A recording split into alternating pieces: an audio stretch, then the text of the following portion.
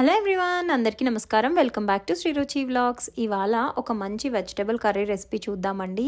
ఇది చిక్కుడుకాయ నువ్వుల కారం కర్రీ. అయితే చాలా టేస్టీగా ఉంటుంది, చాలా బాగుంటుందండి.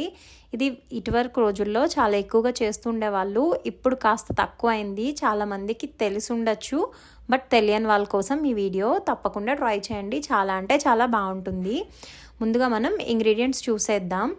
ఫస్ట్ చిక్కుడుకాయలు తీసుకున్నాను నేను. ఇవి ఒక 300 గ్రామ్స్ చిక్కుడుకాయలు. వీటిని ఇలా సైడ్స్ ఈనెలు తీసేసి చిన్న చిన్న ముక్కలుగా కట్ చేసుకుని ఒక గిన్నెలో వేసుకున్నానండి. వేసుకున్న తర్వాత ఒక్కసారి నార్మల్ సాల్ట్ యాడ్ చేసుకుని కాస్త నీళ్లు పోసి వాష్ చేయండి. వాష్ చేసి పక్కన పెట్టుకోండి.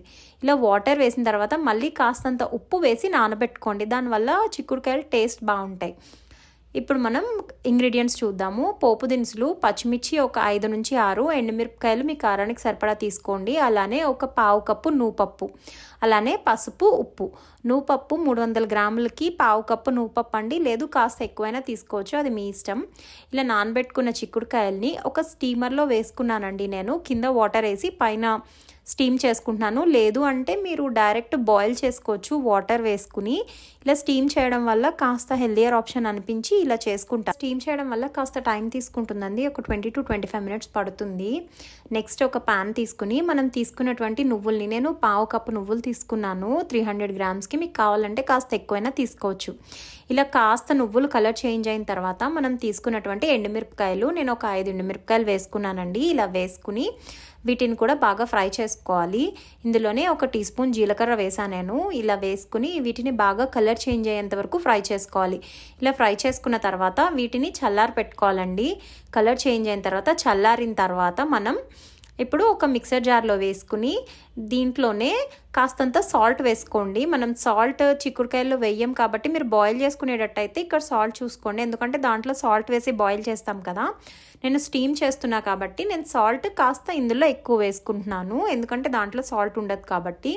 ఇలా సాల్ట్ వేసుకుని దీన్ని మెత్తగా పేస్ట్ లాగా గ్రైండ్ చేసుకోండి. నువ్వులు కాబట్టి ఆబ్వియస్లీ మెత్తగా ఆయిల్ రిలీజ్ అవుతుంది, దీంట్లోంచి మనకి పేస్ట్ లాగా వస్తుంది. నెక్స్ట్ మనం ఇది గ్రైండ్ చేసుకున్న తర్వాత ఇప్పుడు చిక్కుడుకాయలు చూసారా, ఇవి స్టీమ్ అయిపోయినాయి. నాకైతే 25 మినిట్స్ పట్టింది. ఒకవేళ మీరు బాయిల్ చేసుకునేటట్టయితే 10 to 15 మినిట్స్లో బాయిల్ అయిపోతాయండి. ఇప్పుడు ఒకసారి ఒక గింజ తీసి చూసుకోండి. ఇలా మనకి మెత్తగా మ్యాష్ అయిపోతే బాయిల్ అయిపోయినట్టే. నెక్స్ట్ స్టవ్ పైన ఒక గిన్నె పెట్టుకుని దాంట్లో ఆయిల్ వేసుకోండి. నేనైతే ఒక టేబుల్ స్పూన్ ఆయిల్ వేసుకున్నాను. ఆయిల్ వేసుకున్న తర్వాత ఆయిల్ కాస్త వేడెక్కిన తర్వాత మనం తీసుకున్నటువంటి పోపు దినుసులు, శనగపప్పు, మినప్పప్పు, జీలకర్ర, ఆవాలు వేసుకుని బాగా ఫ్రై చేసుకోవాలండి. నేను నువ్వుల నూనె వేయడం వల్ల ఇట్లా కాస్త నురుగు వచ్చింది. కాస్త పోపులు వేగిన తర్వాత నేను తీసుకున్నటువంటి పచ్చిమిర్చి కూడా వేసేసి ఒక పావు టీ స్పూన్ పసుపు వేసుకున్నాను. పసుపు వేసిన తర్వాత ఇందులోనే కాస్తంత ఉప్పు కూడా వేసుకున్నానండి నేను, ఎందుకంటే చిక్కుడుకాయల్లో వేయలేదు కదా, సో అందుకని. కాస్త రుచికి తగినంత సాల్ట్ కూడా వేసేసుకుని బాగా కలుపుకున్న తర్వాత ఇందులోనే కరివేపాకు కూడా వేసేసి బాగా ఫ్రై చేసుకోవాలి.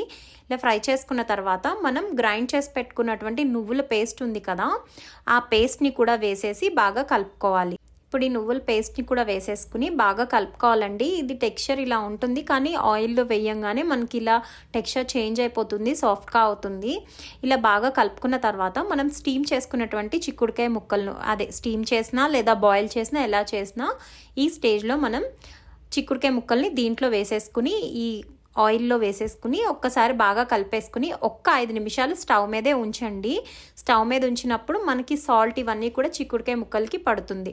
అంతేనండి, మన చిక్కుడుకాయ నువ్వుల కారం కర్రీ రెడీ అయిపోయింది. కర్రీ చాలా బాగుంటుంది, తప్పకుండా ట్రై చేయండి. మా వీడియో కనుక నచ్చితే లైక్ చేయండి, కామెంట్ చేయండి, షేర్ చేయండి, అలానే సబ్స్క్రైబ్ చేసుకోవడం మర్చిపోకండి. Thank you for watching.